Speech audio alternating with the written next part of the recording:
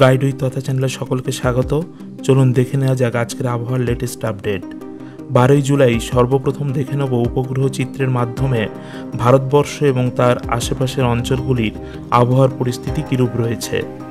উত্তর ভারতের দিকে দেখলে এই সময় দেখা যাচ্ছে পাঞ্জাব হরিয়ানায় এখানে এই মুহূর্তে বৃষ্টিপাত চলছে, কিন্তু জম্মু কাশ্মীর, লাদাখ বা রাজস্থান এই অঞ্চলগুলিতে তেমন কোনো মেঘের উপস্থিতি নেই এবং সেখানে রৌদ্রকরজ্জ্বল আবহাওয়া রয়েছে।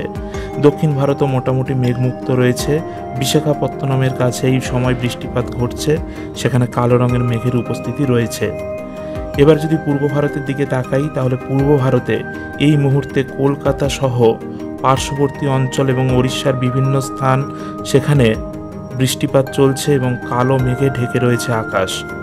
উত্তরবঙ্গের দিকে তাকালে পশ্চিমবঙ্গের উত্তরে সেখানেও বৃষ্টিপাত ঘটছে, বাংলাদেশের উত্তর ভাগ সেখানেও বৃষ্টিপাত চলছে। উত্তর পূর্ব ভারতে সেখানেও মেঘের উপস্থিতি রয়েছে, কিছু কিছু অঞ্চলে এই মুহূর্তে বৃষ্টিপাত চলছে। এছাড়া উষ্ণতার দিকে তাকালে দেখতে পাবো কলকাতাতে এই মুহূর্তে 27 ডিগ্রি সেন্টিগ্রেড তাপমাত্রা রয়েছে, নাগপুরে 30, মুম্বাইতে রয়েছে 25, নিউ দিল্লিতে 31, বেঙ্গালুরুতে রয়েছে 24, হায়দ্রাবাদে 27। এবার আমরা দেখে নেব আলিপুর আবহাওয়া দপ্তর থেকে পশ্চিমবঙ্গের জেলাগুলি সম্পর্কে কি সতর্কতা জারি করেছে।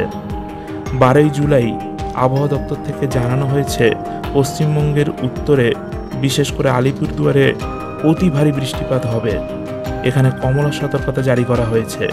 কোচবিহার, জলপাইগুড়ি, কালিম্পং, দার্জিলিং, এদিকে উত্তর দিনাজপুর, মালদা সেখানে ভারী থেকে অতি ভারী বৃষ্টিপাত হতে পারে। দক্ষিণ দিনাজপুরের জন্য তেমন কোনো সতর্কতা নেই। এবার আসছি দক্ষিণবঙ্গের জেলাগুলিতে।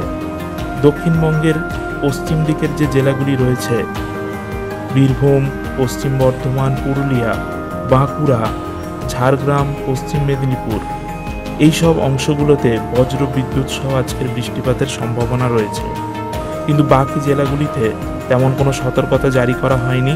হালকা মাঝারি বৃষ্টিপাত হতে পারে এই সব জেলাগুলিতে। আজকের আবহাওয়া তথ্য এই পর্যন্তই ছিল।